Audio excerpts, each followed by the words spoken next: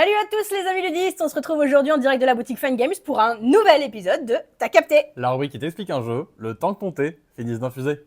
Aujourd'hui on vous parle de Day One, un jeu de Yoann Goupy et Yoann Levé, illustré par Artus Pilorget et édité chez Space Cowboy, un jeu pour 2 à 4 joueurs à partir de 10 ans, des parties d'environ 40 minutes. Ah, il fait bon vivre dans sa tribu, dans sa petite tente, entre soi. Mais bon, est-ce qu'on n'irait pas explorer un petit peu le monde autour de nous? Alors le problème c'est qu'on n'est pas les seuls à vouloir explorer notre monde. Et que notre monde, il est tout petit. Dans Day One, chaque joueur incarne une petite tribu d'explorateurs qui a décidé un beau jour de partir à la découverte de son petit monde.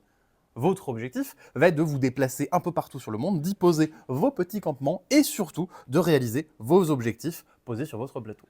Une partie de Day One se déroule en plusieurs tours de jeu, et lorsque c'est à mon tour de jouer, j'ai le choix entre 2 actions. Soit je pioche des cartes, soit je pose un camp. Si à mon tour je décide de piocher des cartes, je vais regarder parmi cette rivière de cartes, je vais choisir 2 cartes adjacentes que je vais récupérer dans ma main. Donc, par exemple, je peux prendre celle-ci, mais surtout pas celle-ci. Bon, je vais décider par exemple de prendre ces 2-là que je rajoute dans ma main. Et on recomplète ensuite la rivière. Allez les gars, on lève le camp. Mais si à mon tour je décide de poser un campement, là il va y avoir un petit peu plus de préparatifs, puisqu'il va falloir organiser le voyage jusqu'à l'emplacement du prochain campement.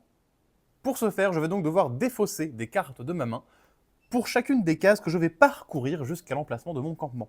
Je pars toujours d'un campement déjà posé, d'un des miens forcément. Je vais partir ici et je vais devoir défausser une carte qui correspond au type du campement. Bon alors au départ, le campement de base est sur une case joker, je peux dépenser la carte que je veux. Par exemple ici je vais commencer par défausser une carte eau pour partir de ce campement. Ensuite on va passer par une montagne, je vais essayer de passer par une forêt, pour arriver ici au désert. Alors là, j'utilise une carte double. Quand j'utilise une carte double, forcément, je choisis le côté que j'utilise. Ici, c'est pour le désert. Et donc enfin, je prends le premier campement de mon plateau en commençant par la gauche et je le pose sur ma zone d'arrivée. J'ai posé un nouveau campement.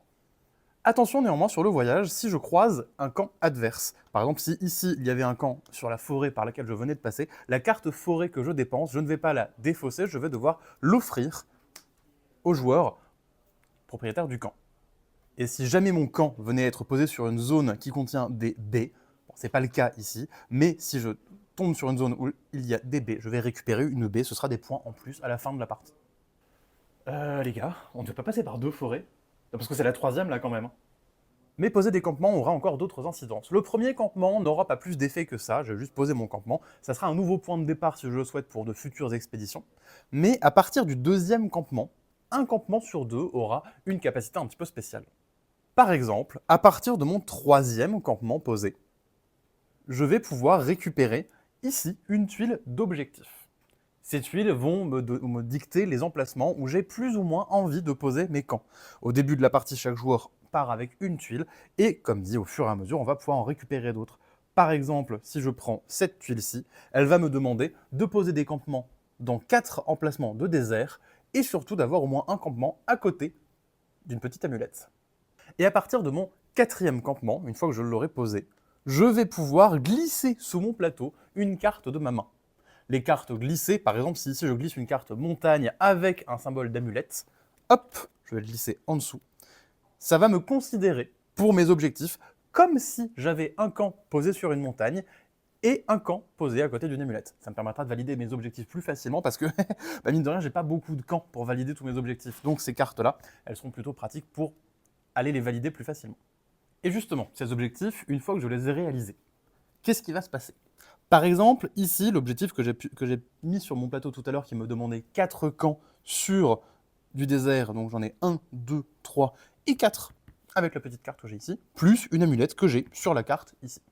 J'ai donc réalisé cet objectif immédiatement après l'avoir réalisé. Je vais tout simplement le glisser en haut de mon plateau pour indiquer qu'il est réalisé. Et en contrepartie, immédiatement, en bonus, je vais piocher tout de suite une carte que je rajoute dans ma main. Le jeu se poursuit donc comme ceci en sens horaire. Dès lors qu'un joueur vient poser son dernier campement de son plateau, la fin de la partie est enclenchée. Terminez simplement le tour de jeu, et ensuite on ira compter les points. Ah voilà, on est arrivé. On monte la tente? Bah, c'est pas toi qui l'as? Bah non. Ah merde. Et justement, pour compter les points, vous allez simplement compter les points de tous vos objectifs s'ils sont réalisés, auxquels vous allez ajouter les points qui sont indiqués par votre tuile de scénario, puisque dans Day One, vous jouez sur un scénario particulier, il y a plusieurs tuiles dans la boîte, et ici, par exemple, ce scénario me rapporte des points pour chaque groupe de mes maisons que j'ai réussi à poser, pour chaque baie que j'ai réussi à récolter, pour chaque symbole de feu sur mes objectifs ou sur mon plateau, et également des points bonus pour qui aura le plus de feu. Mais chaque tuile scénario a des scorings complètement différents, vous pourrez les découvrir en jouant. Et donc, en additionnant tous ces points, tout simplement, celui qui a le plus de points l'emporte. Et voilà, vous savez maintenant tout de Day One, un petit jeu de placement et d'objectifs. Dans lequel il faudra bien préparer votre voyage. À la semaine prochaine, les À la amis. semaine prochaine.